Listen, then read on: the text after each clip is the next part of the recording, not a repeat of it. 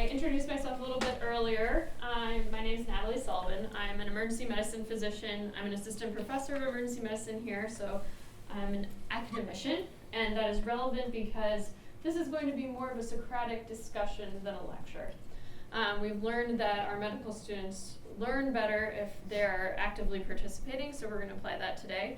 I'm also the assistant director of our Disaster and Operational Medicine Fellowship at GW. So we focus a lot on training physicians to be not full emergency managers, because that's a whole different career, but to at least have that systems engineering mindset and take that approach to hospital preparedness and emergency medicine preparedness outside the hospital. So today, what I want to really draw down to is the nitty-gritty of how the policies that we've been talking about, the impacts that we've been talking about really affect you, your family members, any of our patients in the hospital. Because as a physician, you know, my number one is always going to be my patients, always going to be doing the right thing to not let them die in the ER.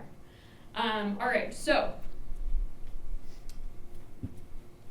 that being said, this is all going to be more from a hospital preparedness lens, and we want to work from the ground up to really get a sense of what are the real human impacts of disaster. Cyber attacks. Obviously, patient information exposure is an enormous problem, and I don't want to downplay that at all, but I think we're all really familiar with those specific impacts, so that's not the focus of today. All right, so who among you has recently been to the emergency department? Have you personally been a patient or taken a family member or had to stay in a hospital? Okay, so with that in mind, what touch points did you have with technology during your stay? I want you to think about your experience as a patient or a family member of a patient. How did technology touch your stay? Down to the nitty-gritty. Admitting. Right, admitting. Okay, so you're admitted to the hospital. That includes being triaged, getting put into the EMR. It also includes bed board. What else? Med administration. Med administration, perfect. So there's so many components of you getting a medication, right? I'm ordering a medication in the computer. Our nursing colleagues are getting the medication out of a Pyxis machine.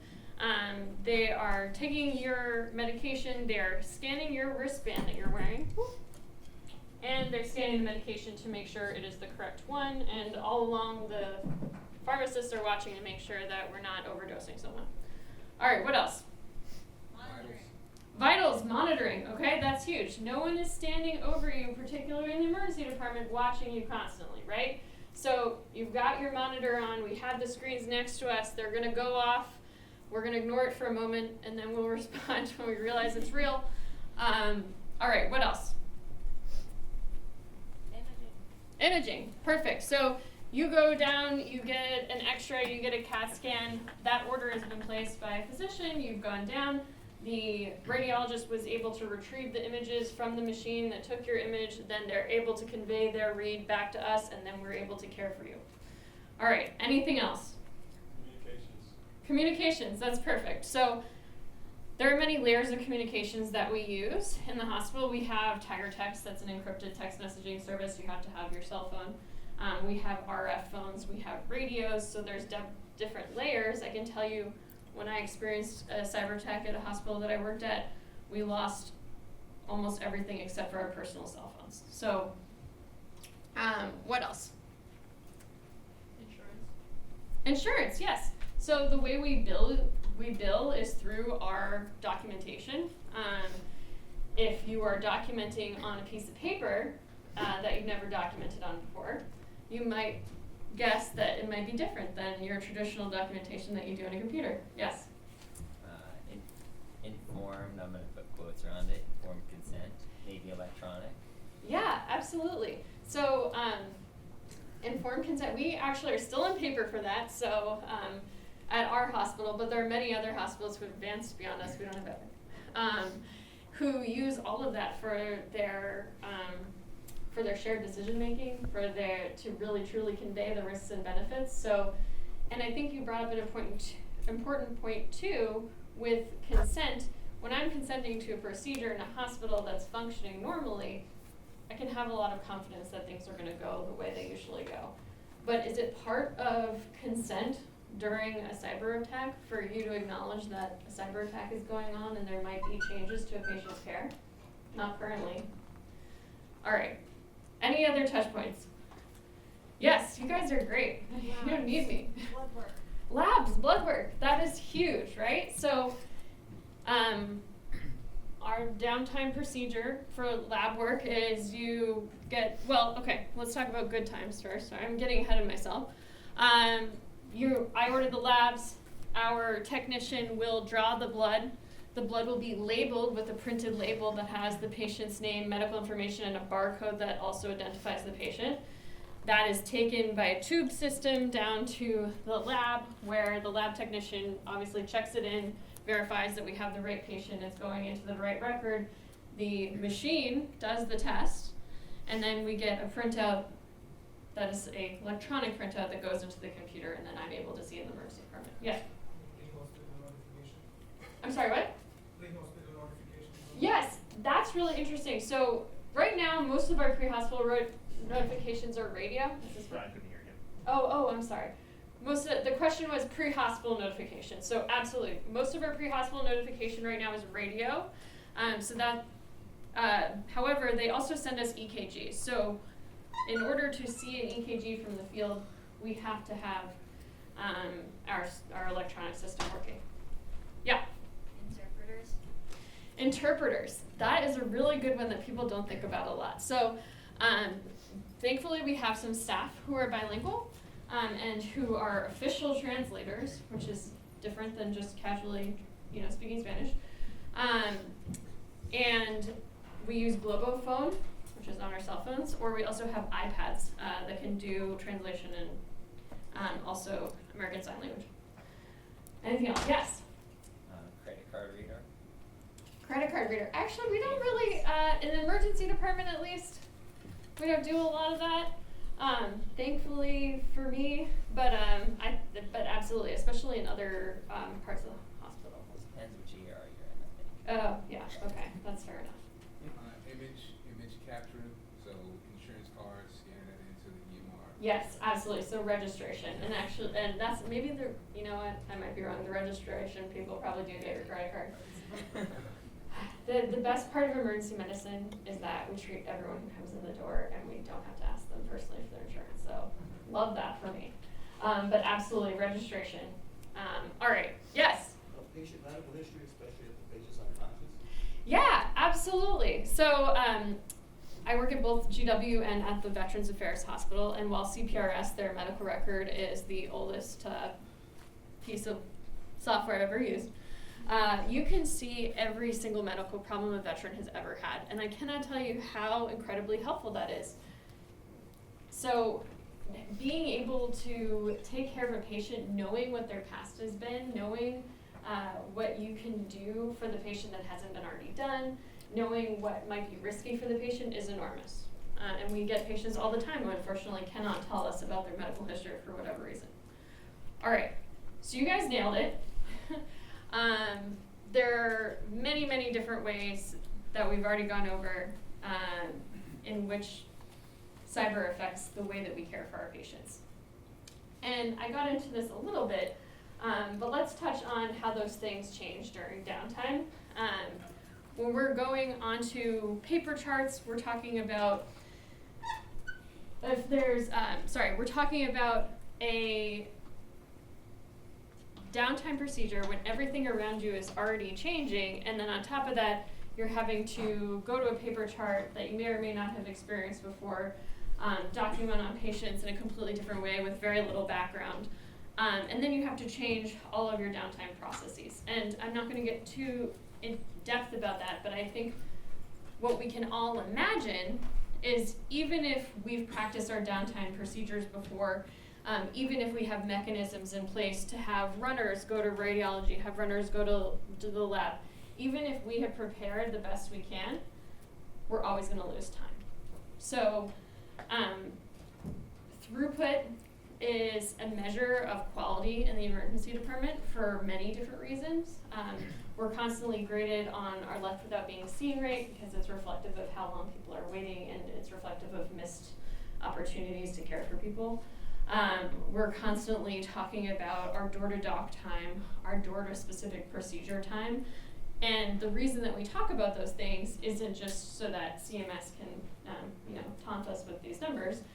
It's because they're tied to patient outcomes. So, what diagnoses do you know of where the outcome is specifically tied to a timeline? Stroke, absolutely, right? It's 4 hours within onset of symptoms that you have to receive thrombolytics, so clot busting medication. What else? Door to balloon. Door to balloon. So when we say door to balloon, for those of you who are in medicine, we're talking about the time you have from the diagnosis of a heart attack to getting a balloon placed in one of your coronary arteries to stent open the artery. So it's your door to stent time. Okay? What else? Any other times you know of? Golden hour of trauma. Beautiful, the golden hour of trauma. Okay, so there's a lot of literature to support that within the first hour of your traumatic event, certain measures can be life-saving, right? So your outcome depends on that first golden hour that you're treated.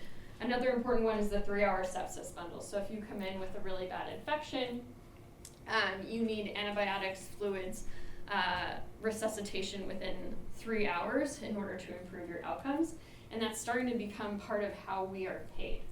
So not to say that this is at all financially driven, but the reason that it's now being tied to our pay is because it's a quality measure, right? All right, so I think we've really, sorry, go ahead. What about something like acute kidney failure or something, right? Like Yeah, come in the so emergency room. So I think you bring up a really good point. The reason I put those up there is because these are like tried and true exact time markers that are tied to quality measures. There are so many other medical diagnoses that are clearly time dependent that we just don't have a set time limit for. So absolutely, if you're an acute kidney injury and you don't get the type of management that you need in a timely fashion, you could end up on dialysis, right? Like, this is not a little thing. All right, so we're kind of talking so far about the individual patient journey. We're talking about you, your mom, your friend who's in the emergency department and the way that they would be affected during an attack. But I also want to talk about it on a different scale. So those are specific ways we can directly see cyber reaching us personally. We also want to think about the hospital as a whole and then the hospital within a community. So what are some ways in which cyber might affect critical infrastructure of a hospital? Yes? Well, it was like what Nate was talking about earlier. If you run out of your cash on hand, your hospital folds or gets gobbled up. So Totally. there's, kind of an end state to this. Absolutely, yeah. So that's definitely true. I think I wasn't clear with my question. I'm thinking more like utilities, physical infrastructure. But yes, absolutely, business continuity is an enormous part of this that I can't even get into. Yeah, Nate. Well, your pneumatic tube system isn't going to be running in that, so Yeah, absolutely. No pneumatic tube system. We replaced those with a lovely woman named Cheryl during my experience. And she would run back and forth, and she was super happy to be there and was not related to medicine at all. It was quite a relief. All right, so other things I'm thinking about are things like your water supply.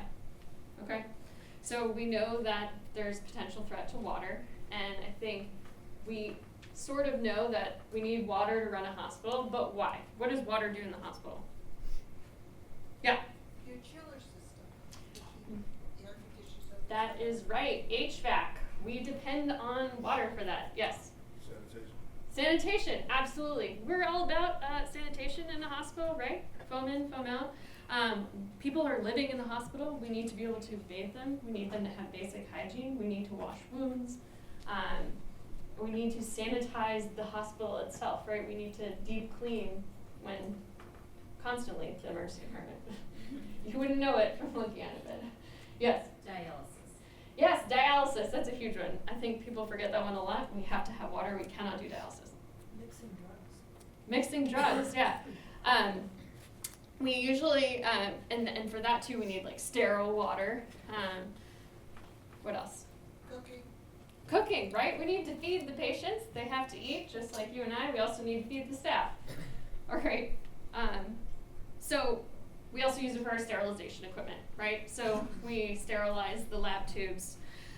We sterilize items in the pharmacy, basic sanitation, food service, fire suppression, right? So I pray to God I'm not working in a hospital the day we lose water because of a cyber attack and then there's a fire. But if there was, we wouldn't be able to deal with it. And it actually is a place that's high risk for fire, right? The walls are full of oxygen, and we use tools to purposefully burn things. So you never know. All right. And then we have to think about the impact. I'm not going to give this away. Ooh.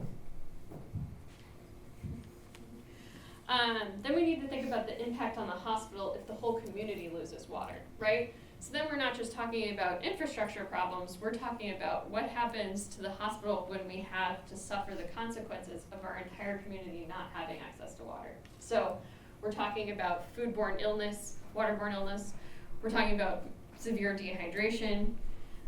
In that scenario, we're competing with everyone else who's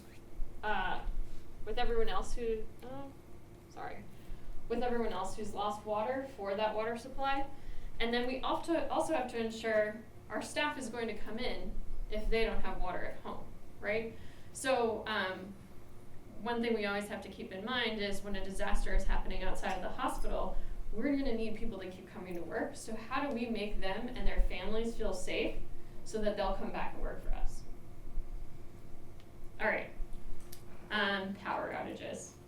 This is something that comes up a lot when we talk about emergency preparedness in a hospital, because I think most of us who've ever worked in a hospital have at some point experienced a power outage. What happens when the power goes out in the hospital? It gets very dark. The ER has no windows. You hope your generator Red flag? kicks on. Exactly, yes. And we have multiple generators. However, they only last so long. Red So- flags? The red plugs, yes, yep. So the red plugs are the only ones attached to the generator. So if you're in a hospital and the power goes off, you're going to want to make sure right away that your ventilator is connected to the red plugs. Not you personally, but your family member needs to check the red plug. However, I read a statistic last night that they think that the average amount of time across hospitals that a generator would last is 8 hours. Obviously, there's a lot of variability in people's generators in the hospitals, and we've already talked about rural access hospitals probably don't have the same generators that we have here in a massive tertiary facility. But just keep in mind that it's not forever. And once the power goes out and we don't have the red plugs functioning anymore, then we have to think about how are we going to keep the ventilators going. Honestly, what we would do is we would have to have our medical student breathing for the patient until we get a better solution. That's what would happen. But we have other critical machines like a balloon pump. A balloon pump is literally a patient's beating heart. Okay? Then we have what you've already brought up, lighting. The HVAC system, once again, would be down. There's so much other general equipment that you can imagine needs electricity. Refrigeration. A lot of our medications need to be refrigerated. There's no pressure in the water system without an electrical system.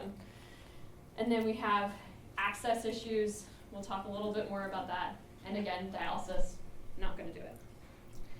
So what happens to the hospital when everyone in the city has lost power, or even this immediate area has lost power?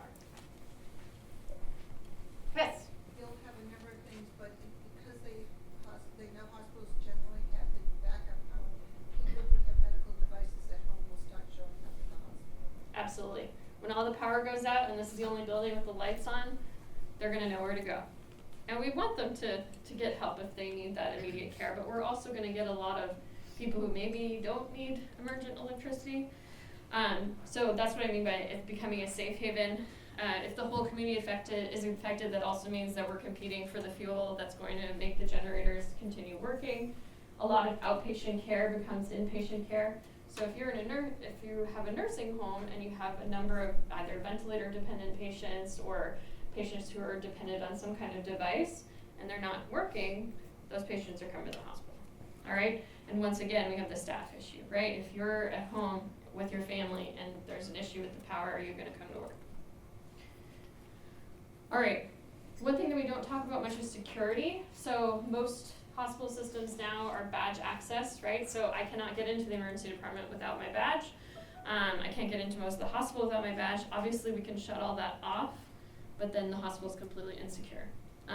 Hospitals are one of the most violent workplaces in America, and it's not a fun place to be if there's no security. So other things to keep in mind, the electronic security system is how we guard babies. So if you've had a newborn baby, they put a bracelet on your baby to make sure that it cannot leave L&D without you. So that wouldn't work.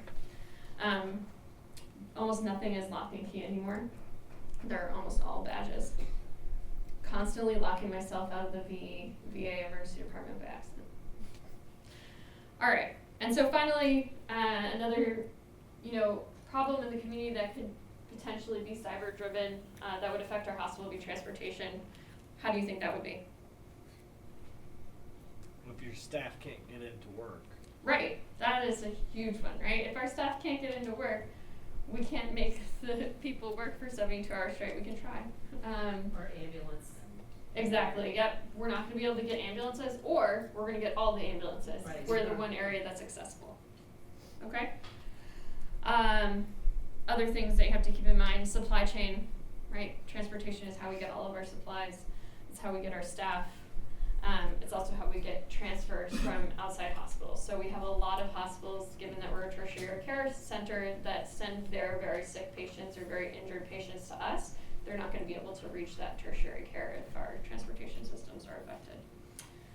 So, just major take-home points that I would like you to take away. Obviously, modern hospital systems rely on technology in order to deliver the standard of care. Cybersecurity threats compromise patient safety beyond just the exposure of information, which is very important, but it can affect critical infrastructure, and most importantly, it can affect you and your loved ones. We're talking about people's lives. We're talking about your friends, your family who are coming to the hospital for care. Yes. Thank you so much. I really enjoyed meeting you and your colleagues.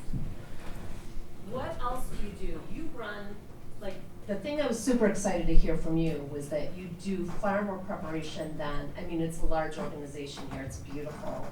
And it seems like you lady doctors are rocking it out. I love that you're in charge of that. But what else do you do? Because I feel like so many other hospitals are so far behind what you guys do to prep for such an occasion. So if you could just give a quick little. Sure. So we're really lucky in that the CMO of our hospital, Bruno Petno, is an emergency manager. And he is a mentor of mine. He was our disaster director a while ago. We were really lucky to have him during the pandemic and now. So we have a hospital preparedness disaster committee, and we run regular drills, not just in cyber. We're doing one on chemical exposure and decon in a few weeks. But we have kind of a regular cadence of that, and we have an emergency medical plan. And actually the NCR is obviously very preparedness driven. And so we'll do citywide drills on Ebola or power outage or whatever have you. So we're really lucky to be in a place like that. And I have to put a shout out to my fellows who are over here who have finished emergency medicine training and who are dedicating 2 years to learning about this so that they can take it on in their future careers. But if any of our local partners are interested in collaborating, we're always super interested to work with everyone.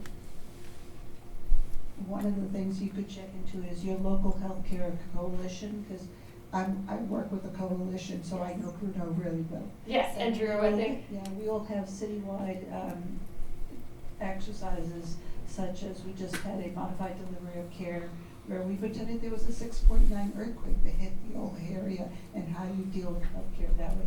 But your coalition they're looking at avenues to do more exercises, and they wanna help you do that, so that might be a way to reach out to them. Not If- sure there is one. Every Yeah. state has them because they get if you look through the hospital preparedness program through ASPR. I'll do that, thank you. Yeah. Hello. Hello. So has there been any thought around leveraging, I guess, clinicians in the event of a cyber attack to help? For instance, maybe it's just pulling the plug on a workstation or some instance like that. Has there been any thought around that? I want to make sure I understand the question. So you mean like training, unplug your computer, don't So, yeah, I'll give you don't a make it scenario. worse? So, let's say, unfortunately, a hospital is hit with a ransomware attack, or what appears to be a ransomware attack. Has there been any training or thought or discussion around potentially leveraging clinicians as a force multiplier to maybe, go and simply pull plugs on workstations or any type of medical device that may be at ground zero? That's a really great idea. We personally have not done that, but I think that's a fantastic concept. I would say a lot of our training is really more focused on what do you do after boom. So in terms of like the clinical care, so how are we making these downtime charts that make sense? I know Nate mentioned the trifolds working a lot better than some of the newer forms. We can have a similar experience. And how we're gonna best mitigate during downtime, but I think that's a really great concept because I can tell you, I am not a cybersecurity expert. Well, that's disappointing because I used to be the CISO at Tufts Medicine, where I think you trained at Yes. Jeff Online. So Yeah, my absolutely. training No clearly didn't way. work. Yeah, sorry. No. Yeah. Anyway, thanks. Awesome talk. So there's been a lot of talk earlier about this whole concept of secure by design, which is basically like security of products or services that people use are secure before they're anything else. And there's a lot of emphasis on like supply chain, people to kind of take care of that before stuff arrives. I'm just curious if there's a role to be played for like suppliers on the emergency management side of things. If you were to say, if more things showed up a certain way, we could be more resilient running the hospital, not just recovering the computers or defending attackers, but like actually running the hospital in the event of a degraded state. And I was just curious, like, have you thought a little bit about like if something was better tomorrow in that respect, what would it look like? And how would it make your job easier? I just want to make sure I'm understanding the question correctly. So I think a lot of what we do is more along those lines. So I know I'm never going to be like solving the actual nitty-gritty problem of the cyber attack, right? I'm going to leave that to the experts. So how do we make our process more resilient? And how, so part of that is with the supply chain, a lot of that is preparation, right? So Bruno, before the pandemic happened, ordered like 100,000 N95s that we just happen to have sitting in our basement, right? And so when we talk about preparedness from our side and resilience of our regular state, it's having those supplies ready to go, knowing which ones we're gonna want, and when we're on downtime, we're kind of using different supplies in a different way. So having a clear downtime algorithm that everyone's practiced and everyone knows, and does not involve a fax machine, it is how we are trying to make the approach from our like clinical side. Does that make sense? Does that answer? No, it does. I mean, it's just there's so many things that we want to use to make computers more resilient. Sure. I'm thinking like, what are the things that we could be making just the facilities themselves? Absolutely, and that's really more of our focus because I can't make a computer more resilient. All right, let's thank Natalie for that amazing Socratic process.